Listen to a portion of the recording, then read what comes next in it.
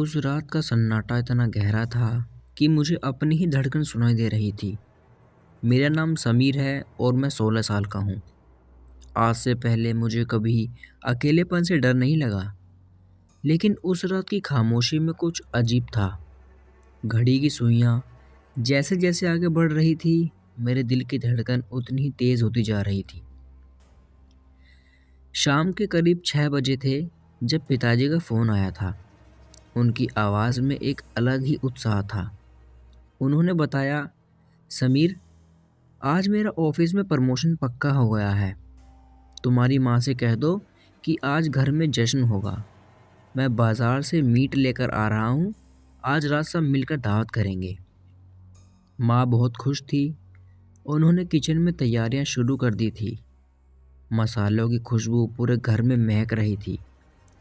मुझे क्या पता था कि यही खुशबू किसी और को भी अपनी ओर खींच रही है।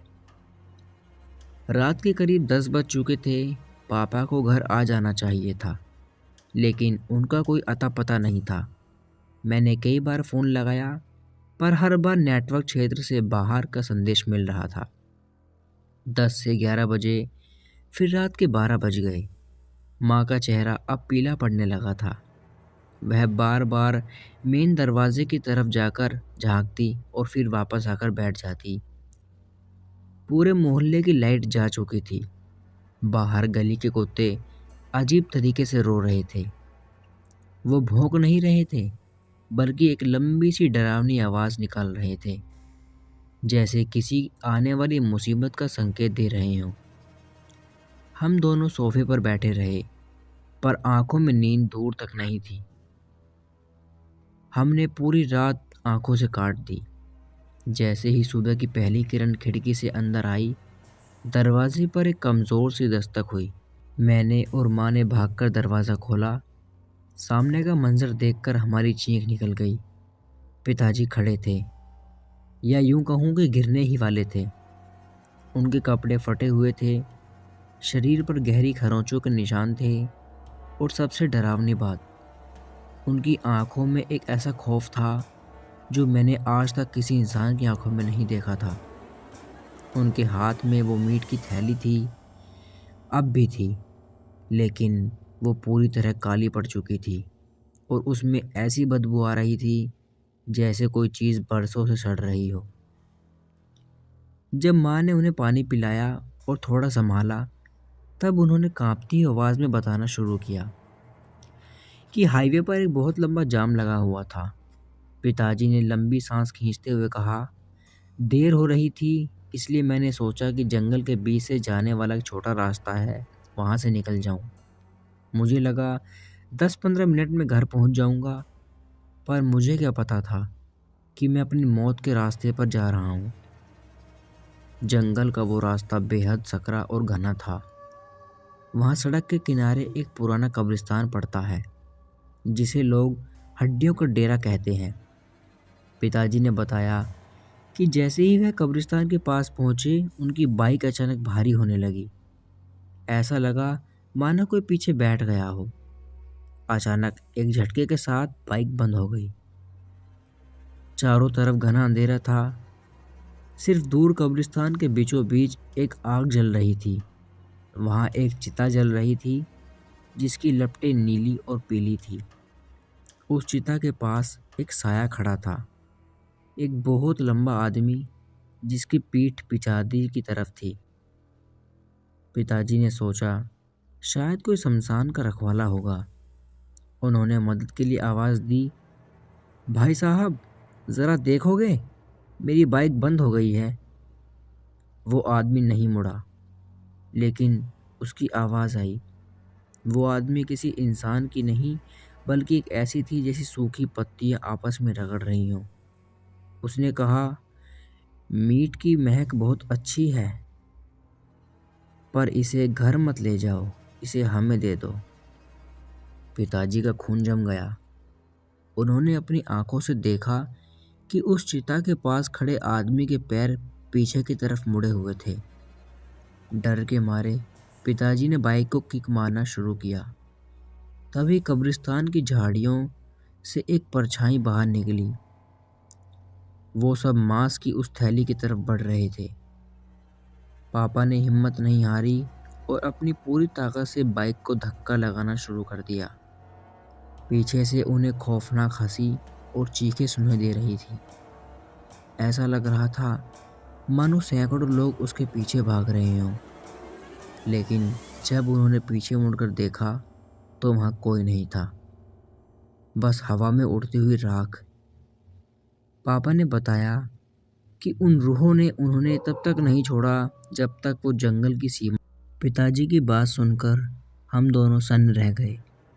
कमरे में सन्नाटा इतना गहरा था कि घड़ी की टिक टिक भी किसी हथौड़े की चोट जैसी लग रही थी।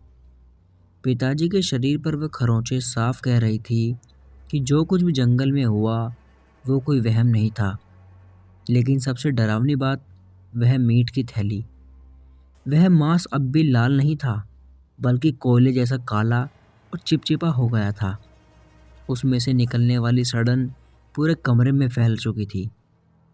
माँ ने हिम्मत जुटाई और उस थैली को उठाने की कोशिश की ताकि उसे बाहर फेंक सकें। लेकिन जैसे ही उन्होंने थैली उठाई, वो जोर से चिल्लाई और पीछे हट गई।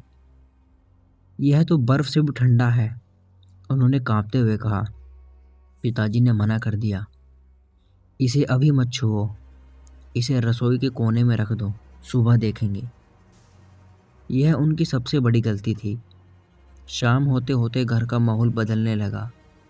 हमारे घर का पालतू कुत्ता शेरू, जो हमेशा पिताजी के पास सोता था, आज उनके कमरे में जाने से कतरा रहा था। वह घर के मेन दरवाजे की ओर मुंह करके लगातार गुर्रा रहा था। उसकी आंखों में अजीब सा डर था, जैसे वह उस चीज़ को देख।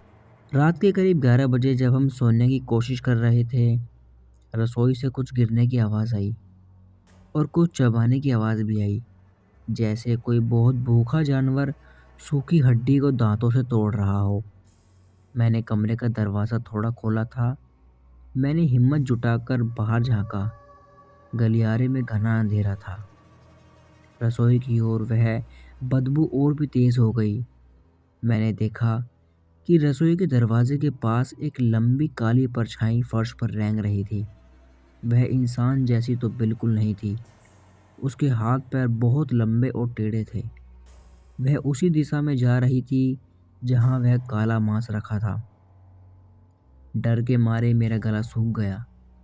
मैंने चिल्लाने की कोशिश की पर आवाज़ नहीं निकली। तभी पिताजी के कमरे में एक चीख सुनाई दी। मैंने दौड़कर पिताजी के कमरे में गया। माँ फर्श पर बैठी रो रही थी और पिताजी बिस्तर पर बैठे हुए थे, लेकिन उनकी आंखें, उनके मुंह से झाग निकल रहा था और वह अजीब सी भाषा में कुछ बड़बड़ा रहे थे। अचानक पिताजी ने मेरी तरफ देखा और एक ऐसी आवाज़ में बोले जो उनकी अपनी नहीं थी।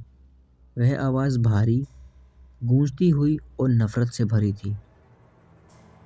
उसने हमारा हिस्सा चुराया है, अब हमें इसका शरीर चाहिए। तभी घर की सारी खिड़कियां एक साथ जोर से खड़कने लगी। ऐसा लगा जैसे बाहर सैकड़ों लोग घर की दीवार को नाखून से खुरच रहे हों। माँ ने डरते हुए हनुमान चालीसा पढ़ना शुरू कर दिया, लेकिन जैसे जैसे वह मंत्र पढ़ती रही, घर के अंदर का तापमान गिरता गया। दीवार से पानी की जगह काला खून रिसने लगा। पिताजी अचानक बिस्तर से कूदे और बहुत तेज रसोई की ओर भागे। हम उनके पीछे दौड़े। हमने देखा कि वह उस मांस को कच्चा ही खाने की कोशिश कर रहे थे, लेकिन उनकी आंखों से आंसू बह रहे थे, जैसे अंदर बैठा इंसान मदद की गुहार लगा रहा हो और उनका शरीर किसी और के वश में हो। तभी मुझे याद आया जो पिताजी ने बताया था। उस अघोरी जैसे दिखने वाले आदमी ने कहा था कि यह मीट उन्हें दे दो। पिताजी उसे घर ले आए और अब वह चीज़ अपना हिस्सा लेने के लिए घर तक आ पहुंची। अचानक घर का मेन दरवाज़ा अपने आप खुल गया। बाहर गली में कोई नहीं था, पर धूल का एक बवंडर उठा और घर के अंदर आ गया। उस बवंडर के बीच में एक आकृति दिखी जो पिताजी ने कब्रिस्तान में देखी थी। उल्टे पैर वाला वो साया। वह धीरे धीरे पिताजी की ओर बढ़ रहा था। उस साय ने अपना हाथ पिताजी के सिर पर रखा। पिताजी का शरीर हवा में उठने लगा। कमरा बर्फीला हो गया। माँ चिल्ला रही थी, उसे छोड़ दो, जो चाहिए ले जाओ, पर मेरे सुहाग को छोड़ दो। उस रूह ने एक भयानक आहट किया और कहा, किसने शमशान की आग का अपमान किया है, अब यह कभी आज़ाद नहीं होगा। तभी मुझे एहसास हुआ कि यह सब उस मीट की वजह से हो रहा है जो पिताजी घर लेकर आए थे। मैं भाग कर गया और तेज़ाब की बोतल उठाकर ले आया और मैंने तेज़ाब की बोतल उस मांस पर उड़ेल दी। जैसे ही तेज़ाब उस मांस पर गिरा, पूरा घर एक कान फोड़ देने वाली चीख से गूंज उठा। वह साया धुएं में बदल गया, लेकिन जाते जाते उसने पिताजी के सीने पर एक गहरा निशान छोड़ दिया। पिताजी बेहोश होकर गिर पड़े। बाहर का तूफान थम गया, लेकिन सन्नाटा पहले से भी ज़्यादा। तारीख लिखी थी, अगली पूर्णिमा। वह रूह पूरी तरह नहीं गई थी, वह बस पीछे हटी थी एक बड़े हमले के लिए। जैसे जैसे पूर्णमासी की रात करीब आ रही थी, हमारे घर की दीवारें काली पड़ती जा रही थी। पिताजी की हालत बद से बदतर हो गई थी। उनका शरीर सूखकर हड्डियों का ढांचा बन गया था, लेकिन उनकी भूख कम होने का नाम नहीं ले रही थी। वह बार बार कच्चे मांस मांगते और मना करने पर जानवरों की तरह गुर्राते। उनके सीने पर वह निशान अब एक गहरे घाव में बदल चुका था, जिससे काले रंग की मवाद निकल रही थी। रात के करीब 11 बजे आसमान में चांद खून की तरह लाल दिखाई दे रहा था। अचानक घर के सारे शीशे चटकने लगे। पिताजी अपने बिस्तर पर तड़पने लगे। उनके हाथ पैर अजीब दिशाओं में मुड़ रहे थे। तभी घर के आंगन में वही भारी डरावनी गूंजती आवाज़, समय पूरा हुआ, अब कर्ज चुकाने की पारी है।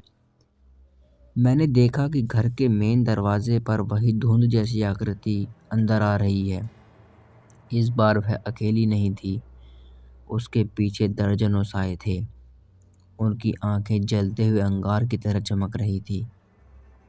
माँ डर के मारे बेहोश हो गई। अब जो कुछ भी करना था मुझे ही करना था। मुझे समझ आ गया था कि ये रूहें उस मांस के टुकड़े के लिए नहीं, बल्कि उस अपमान। तांत्रिकों की बातों को याद करते हुए मैंने तय किया कि मुझे इस बला को वापस उसी कब्रिस्तान में छोड़ना होगा जहाँ से ये आई थी। मैंने कांपते हाथों से उस काले पड़ चुके मांस के थैले को उठाया और पिताजी के गले में बंधी एक पुरानी ताबीज को अपने हाथ में कसकर पकड़ लिया। मैंने जोर से चिल्लाकर उन सायों से कहा, तुम्हें जो चाहिए वो यहाँ नहीं है, अपना हिस्सा वापस लो और मेरे पिताजी को छोड़ दो।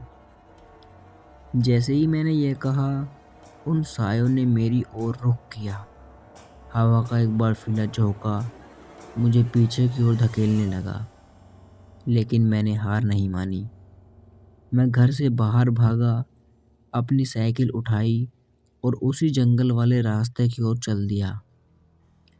रात के समय जंगल किसी नरक के द्वार से कम नहीं लग रहा था।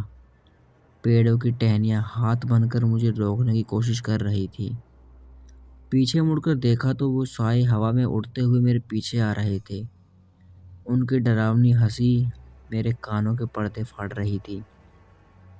साइकिल चलाते चलाते मैंने उसी कब्रिस्तान के पास पहुंच गया।